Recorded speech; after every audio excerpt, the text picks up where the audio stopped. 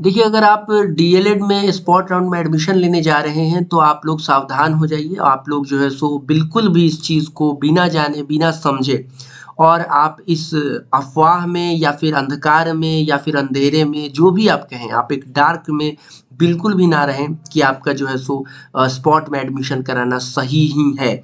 ठीक है? अभी जो बातें मैं बताऊँगा आगे, उन बातों को ध्यान में रखते हुए आपको डिसाइड करना है कि आपके लिए स्पॉट राउंड में एडमिशन कराने जाना सही है या नहीं है। साथ ही साथ मैं अभी आप लोगों को बताऊँगा कि टोटल पूरे बिहार में पूरे जितने भी सरकारी कॉलेज हैं, वहाँ पे कहाँ-कहाँ कितना सीट खाली है और सबसे अधिक कहाँ पे खाली है और आप लोगों को जो है सो कौन-कौन सा कॉलेज चुनना चाहिए, अगर जो है सो आपको स्पॉट में एडमिशन लेना आपके लिए सही है तो। तो अभी जो है सो हम एक चीज़ आप लोगों को बता दें कि देखिए बाबू, आप लोगों को एक चीज़ मैंने पहले भी बताया है कि देखिए, सफलता जितनी बड़ी आपको चाहिए होगी, सफलता जितना बड़ा आपको चाहिए होगा, उतना ही बड़ा संघर्ष करना पड़ता है। ठीक है? जैसे कि यहाँ पे अभी स्पॉट में एडमिशन आप लोगों को लेना है, तो हम करियर टीचर्स अकेडमी के माध्यम से आप लोगों को शुरू से लेके बताते आ रहे हैं कि स्पॉट राउंड तो आएगा ही आएगा और वैसा ही हुआ कि आ गया। लेकिन इसमें है कि अब स्पॉट राउंड में एडमिशन लेना सही है कि नहीं, क्या हम उसमें समय तो बर्बाद नहीं कर रहे हैं और पता नहीं मतलब होगा कि नहीं होगा, इन सभी चीज़ों का जवाब मिलेगा। सबसे पहले हम क्या जानेंगे कि सीट टोटल कितना जो है सो आपके बिहार में पूरे सरकारी कॉलेजों में खाली है स्पॉट के लिए, ठीक है? उससे पहले इम्पॉर्टेंट डेट्स को जो है सो हम जान लेते हैं। यहाँ पे जो है सो हमारे पास इम्पॉर्टेंट डेट है, जो कि आपका 27 से लेके 30 तारीख तक जो है सो आपका आवेदन जमा करने का जो है सो तिथि है। मतलब आप संस्थान में जा कर के और आवेदन जमा करेंगे 27 से लेके 30 तक, मतलब टोटली ये ऑफलाइन होने वाला है। उसके बाद में आपका जो है सो फाइनल मेरिट लिस्ट 4 तारीख को आएगा, 4/9/2024 को। और जो है सो आपका जो है सो नामांकन 5 से लेके 7 के बीच में 2 दिनों तक नामांकन आपका जो है सो चलेगा, ठीक है, स्पॉट राउंड में। ये जो है सो आपका इम्पोर्टेंट डेट हो गया। इसमें से आज जो है सो 26 अगस्त है जब मैं ये वीडियो बना रहा हूँ, और जो है सो आप लोग जो है सो 27 से लेके 30 तक इन 3 दिनों के भीतर जहाँ जहाँ आपको एडमिशन लेना होगा, वहाँ वहाँ जो है सो आपको जाके और जो है सो आवेदन जमा करना पड़ेगा। कैसे सिलेक्शन होता है, क्या है प्रक्रिया, सब कुछ बताएंगे। ये हो गया इंपॉर्टेंट डेट्स। अब चलते हैं वैकेंट सीट की तरफ। टोटली कितना वैकेंट सीट है, तो देखिए सबसे पहले हम ऊपर आ जाते हैं। तो देखिए इन सभी को तो जोड़े नहीं है कि कितना है टोटल, बट यहाँ पे जो है सो अभी हम आप लोगों को कुछ चीज़ें बता रहे हैं, ध्यानपूर्वक समझिए। देखिए, जैसे कि यहाँ पे एक कॉलेज है डाइट श्रीनगर पूर्णिया, ये टोटली यहाँ तक जो है सो एक ही कॉलेज का है। टोटल यहाँ पे जो है सो फैकल्टी बताया गया कि साइंस के लिए है कितना। उसके बाद में देखिए साइंस के लिए टोटल कितना सीट है, यहाँ से आप यहाँ तक का साइंस है, तो यहाँ से आप देख लीजिए 1 से लेके कितना है, 2 3 4 5 6 7 8 सीट जो है सो टोटली वो साइंस के लिए है। अब साइंस में भी सब कैटेगरी के लिए नहीं है, कहने का मतलब कि कैटेगरी है इसमें। एससी कैटेगरी के लिए 2 है, एससी डिपेंडेंट वाले जो हैं उनके लिए 1 सीट है, एससी उर्दू जो कैटेगरी के हैं साइंस के उनके लिए 1 है। इस तरह से करके जो है सो आपको देखना है। अब यहाँ पे टोटल वैकेंट सीट एक एक कॉलेज कर करके हम बताएंगे आप लोगों को, तो काफ़ी समय चला जाएगा, ठीक है।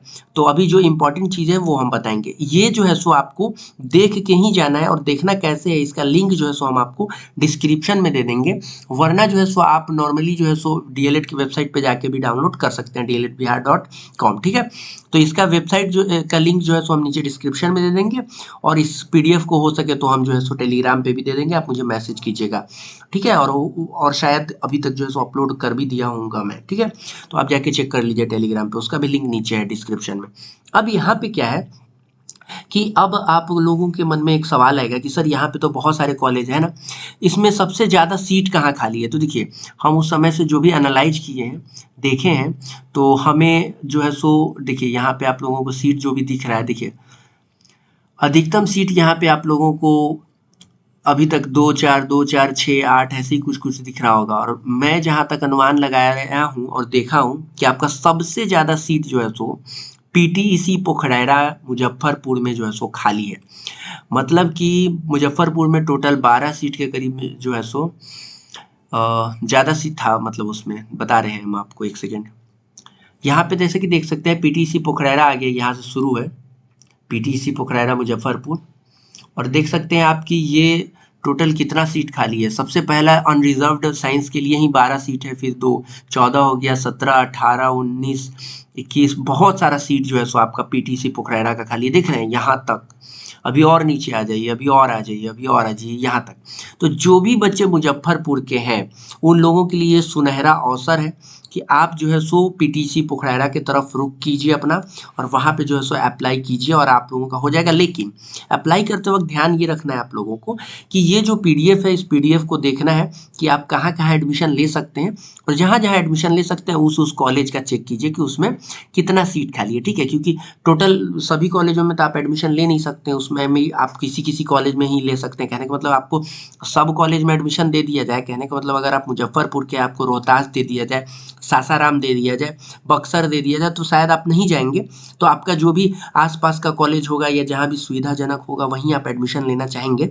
तो आपको क्या करना है, इस पीडीएफ में उन्हीं जगहों के कॉलेजों के कैटेगरी को चेक करना है कि आपके साइंस आर्ट्स के हिसाब से या कॉमर्स आर्ट्स, मतलब जो भी आपका सब्जेक्ट है उस सब्जेक्ट के हिसाब से और आपके कैटेगरी के हिसाब से आपके लिए सीट है कि नहीं है। अगर उसमें सीट है तो आप अप्लाई करना है। और अप्लाई कैसे करना है, टोटल जो है सो जो भी जरूरी डॉक्यूमेंट्स है वो डॉक्यूमेंट्स जो है सो इस वीडियो के जस्ट बाद हम अभी अपलोड करेंगे बिल्कुल अच्छे तरीके से, और आप लोग देख लीजिएगा, हो सके तो अपलोड भी हो गया होगा तो देखिएगा। ठीक है, चैनल को सब्सक्राइब कीजिएगा, तो घंटी का जो निशान है उसको जरूर ऑन कीजिएगा ताकि जो वीडियो हम डालेंगे तो आपके पास नोटिफिकेशन जाएगा। ठीक है, तो आप लोगों को क्या करना है कि उस कॉलेज को, जो कॉलेज आपको जिस जगह का कॉलेज चाहिए उस कॉलेजों को चेक कीजिए, और जो आपके कैटेगरी के, मान लेते हैं कि आप एसटी कैटेगरी के हैं और अगर आप आर्ट्स या कॉमर्स से हैं तो आप देख सकते हैं पीटीसी पोखरारा में एसटी कैटेगरी के लिए आपको एक सीट खाली है। तो आप जो है सो ईजिली जो है सो इसके लिए जो है सो फॉर्म फिलअप कर सकते हैं। आप लोगों को ये कोशिश करना चाहिए फॉर्म फिलअप करने वक्त, मतलब कि कॉलेज में जब जाएंगे आप लोग सब कागज़ लेके, अपना फोटोकॉपी लेके एडमिशन के लिए कि हाँ सर अप्लाई कर दीजिए और मेरा जो है सो आप अपने में एडमिशन दे दीजिएगा। उसके बाद में जो है सो मेरिट बनता है। मेरिट कैसे बनता है, जैसे मान लेते हैं कि अगर यहाँ पे एक सीट खाली है एसटी के लिए, जस्ट इमेजिन करते चलिए ये कुछ कम हो जाएगा, यहाँ पे आ जाते हैं। हाँ, अगर आप अनरिजर्व्ड मतलब जनरल कैटेगरी के हैं मान लेते हैं और साइंस से हैं आप, तो अगर पीटीसी पोखरारा में आप एडमिशन के लिए जाते हैं तो 12 सीट टोटल है अनरिजर्व्ड कैटेगरी के लिए और डिपेंडेंट का 2 है, तो हम 12 जो है सो नॉर्मल जो जनरल है उसके लिए मानते हैं कि आप हैं। तो अगर आप जाते हैं और यहाँ पे 12 सीट खाली है और आप एडमिशन लेने के लिए अप्लाई करते हैं तो आपसे अधिक नंबर वाले अगर 12 लोग ऑलरेडी जो है सो अप्लाई किए हुए हैं तो उनका हो जाएगा और आपका नहीं होगा।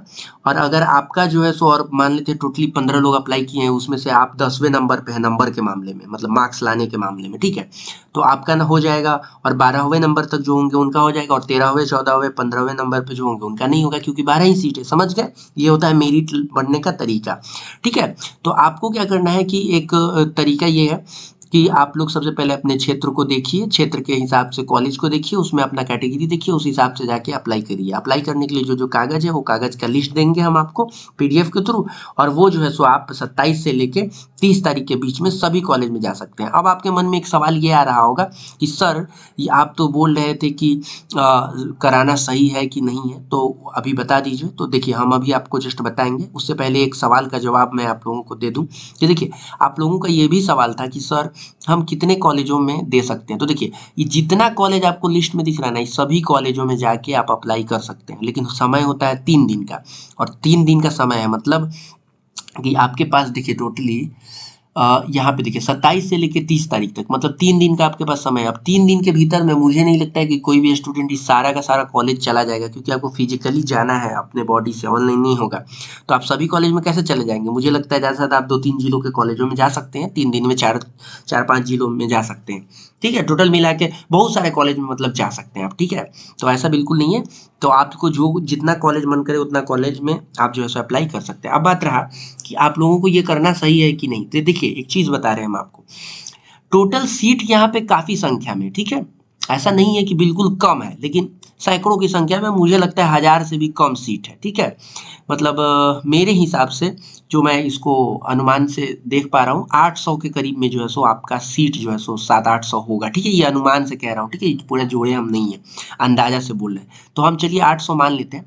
तो टोटल 800 है, उसमें से भी जो आप कैटेगरी के उस कैटेगरी के देख सकते हैं, किसी कॉलेज में 1 है, किसी कॉलेज में 2 सीट है, 4 है, 3 है, 2 है, 1 है, मैक्सिमम 1-2 ही आपको दिखेगा। किसी किसी कॉलेज में 7 है, और वो भी 7 है तो सब कैटेगरी के लिए नहीं है। देखिए मतलब यहाँ पे साइंस अनरिजर्व्ड का है, यहाँ पे जैसे कि वैशाली है, दिघी का है, उसमें देखिए 1 सीट है, देख सकते हैं। तो आपको जो है सो यहाँ पर आप अगर इस भरोसे बैठते हैं, अगर आपको किसी भी हाल में इस बार डीएलएड करना है, और अगर आप इस भरोसे बैठे हैं कि मेरा जो है सो स्पॉट में हो जाएगा इसमें आराम से, तो देखिए होने का चांस जो है सो कम है। हो जाएगा इसका चांस है, लेकिन चांस कम इसलिए क्योंकि मे बी हो सकता है कि आप जिस कॉलेज में अप्लाई कर रहे हो, आपके कैटेगरी का कोई दूसरा बच्चा हो जिसका मार्क्स आपसे अच्छा हो, और उसका जो है सो सिलेक्शन हो जाए और आपका ना हो, और आपका एडमिशन ना हो, और आपको अंततः जो है सो प्राइवेट कॉलेज की तरफ ही रुख करना पड़ेगा अपना। क्यों? क्योंकि आपको किसी भी हालत में चाहिए एडमिशन। तो ऐसे में आपको क्या करना चाहिए कि आपको अपने जो नज़दीकी जो प्राइवेट कॉलेज है उनसे संपर्क साधना चाहिए कि सर हमको जो है सो आपके कॉलेज में एडमिशन चाहिए, आप कुछ भी व्यवस्था लगाइए। ठीक है, प्राइवेट कॉलेज में अगर आप एडमिशन ले रहे हैं तो वहाँ पे लाख 1.5 लाख मतलब 1,20,000 रुपए के करीब में अगर आप दे के अगर डीएलएड करेंगे तो आप बिल्कुल नहीं चाहेंगे कि आपका जो कॉलेज हो वो आपके सुविधाजनक क्षेत्र से बहुत दूर हो, मतलब कि आपके गृह क्षेत्र से, घर के इलाके से, अपने ज़िले से, या जहाँ भी आप रहते हैं वहाँ से दूर हो। क्योंकि जब पैसा दे ही रहे तो फिर हम दूर कष्ट क्यों करें, है ना?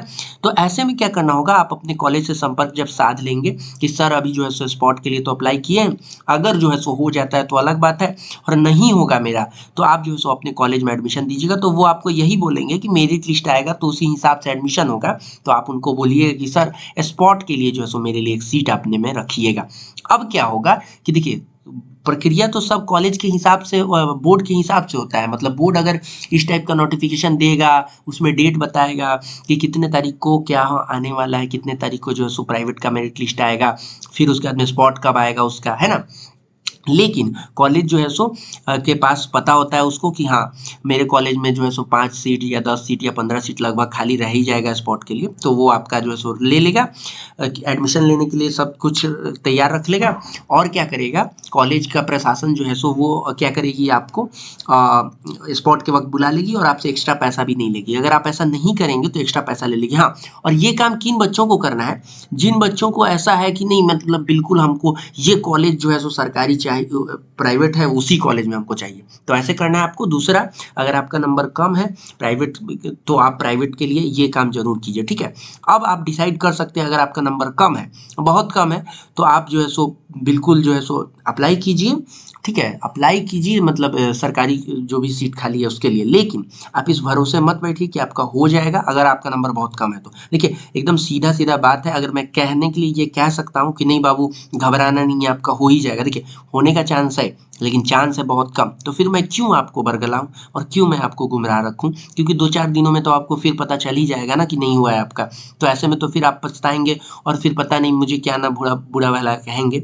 लेकिन जो है सो ऐसा कहने की बिल्कुल भी ज़रूरत नहीं होगी, क्योंकि मैं आपको बिल्कुल आगाह कर रहा हूँ कि बाबू आपको क्या करना है कि जो भी कॉलेज है आपके आसपास, अगर आपका नंबर कम है तो आप कोई प्राइवेट कॉलेज से संपर्क साधिए, और अगर आपका नंबर ठीक है, अच्छा है, कि आपको लग रहा है कि नहीं किसी भी हाल में हमको तो स्पॉट में हो जाएगा, और नहीं होगा तो प्राइवेट में तो मिल ही जाएगा फर्स्ट काउंसलिंग फर्स्ट राउंड में, तो कोई दिक्कत नहीं है, तब आप संपर्क नहीं भी साधते हैं तो कोई दिक्कत नहीं है। ठीक है, तो अब आपके लिए डिसाइड करना ये आसान होगा।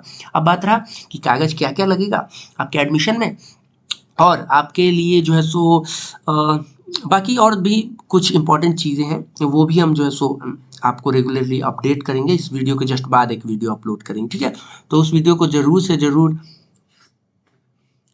ज़रूर देखिएगा, और मिलते हैं नेक्स्ट वीडियो में। वीडियो को लाइक कीजिएगा और चैनल को सब्सक्राइब कीजिएगा, और आप सभी का मैं बहुत बहुत आभार व्यक्त करता हूँ कैरियर टीचर्स एकेडमी पे।